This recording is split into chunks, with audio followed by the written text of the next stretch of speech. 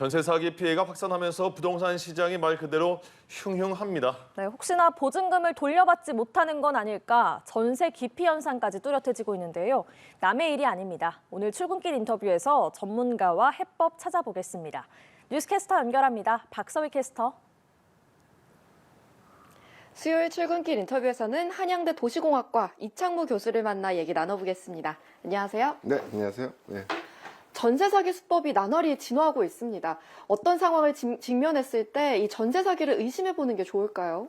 그래 좀 걱정입니다. 전세 사기의 뭐 수법이나 이런 것들이 많이 달라져서 뭐 그걸 알고 있다 그러면 뭐 파악하는 방법이 쉽겠지만 사실은 어떤 전세 사기인지를 처음에 잘 모르니까 전반적인 걸 다 체크를 해봐야겠죠. 기본적으로 사람과 돈과 권리에 대한 부분을 확인할 필요가 있을 것 같아요. 그러니까 요즘 뭐 부동산 중개사를 업고서 이루어진 전세 사기들이 많으니까 사실은 해당 중개사가 과연 믿을 만한 사람인지를 주변 중개소들을 돌아다니면서 좀 체크를 해봐야 될 것 같고요.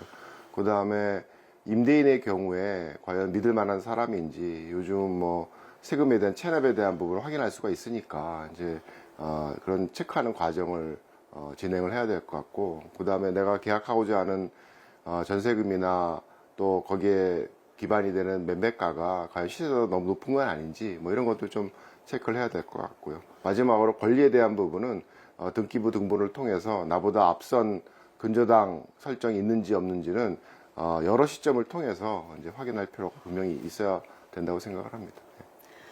유독 신축 빌라나 아니면 다세대 주택에서 이 피해가 속출하고 있는데요. 특별한 이유가 있을까요? 그러니까 아파트에 비해서 빌라 다세대 같은 경우에는 뭐 매매가든 전세가든 파악이 사실 쉽지가 않죠. 그게 어떻게 보면 임차인에게는 어려움인 거고 이 전세 사기꾼들한테는 장점이 되는 거죠. 그래서 특히나 이제 신축 같은 경우에 새로 지어졌기 때문에 비교가 될 수 있는 그런 빌라의 시세나 전세가의 파악이 더 어려울 수가 있어서 더 쉬운 측면이 있는 거죠. 그리고 신축 같은 경우에는 뭐 초기에 건설 자금을 대출을 받아서 진행할 수가 있기 때문에 여러 가지 측면에서 자기의 자본 없이 무자본 갭 투자를 할 수 있는 그런 여건이 조성된다라는 게 연립 다세대 주택과 또 2030 세대가 선호하는 그런 수도권의 좋은 입지에 이 연립 다세대 주택이 먹잇감이 되는 그런 상황이 발생한다고 생각을 해요. 이 전세 사기 피해자들을 위해서 현재 국회나 정부에서 내놓은 대책들이 있을까요?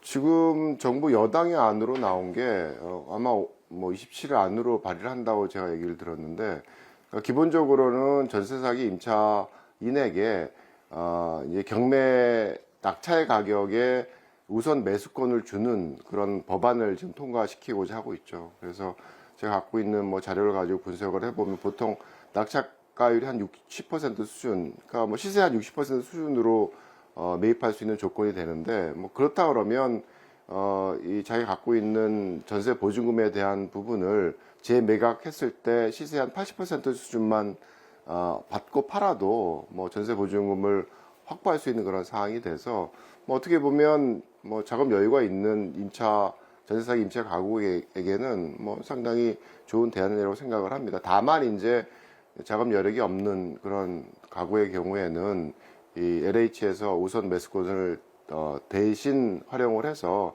매입을 한 이후에 공공 매입 임대로 이제 장기간 거주할 수 있도록 낮은 임대료로 이제 제공해 주는 그런 방법을 제안을 하고 있죠. 근데 다만 이제 문제점이 일단 한번 들어가게 되면 나올 때 민간 임대주택 시장에서 생존할 수 있는 전세금이 확보가 안 된다는 거, 그게 이제 한 가지 단점이고, 또 한 가지는 그렇지 않았더라면 지원했을 그런 주거 취약 계층에 대한 공공임대주택 제공이 사라져 버린다는 게 좀 한계죠. 그래서 사실은 가장 좋은 방법은 공공임대로 푸는 것이 아니라 민간 임대를 다시 재활성화해서 그분들의 주거도 확보를 하고, 그 다음에 민간 임대주택 시장에서 퇴거 시에 새로운 집을 찾을 수 있는 그런 기회를 제공하는 방법을 찾는 게 좀 더 나은 대안이라고 생각을 합니다.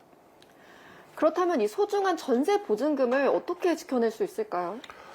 그래서 뭐 일단 아까 말씀드렸던 그런 계약 시에 뭐 꼼꼼히 체크해보고 선택을 해야 되는 게 가장 기본이 될 것 같고요. 일단 계약을 했다 그러면 전세 보증금 반환 보증은 가장 기본이 되겠죠. 필수라고 생각을 합니다.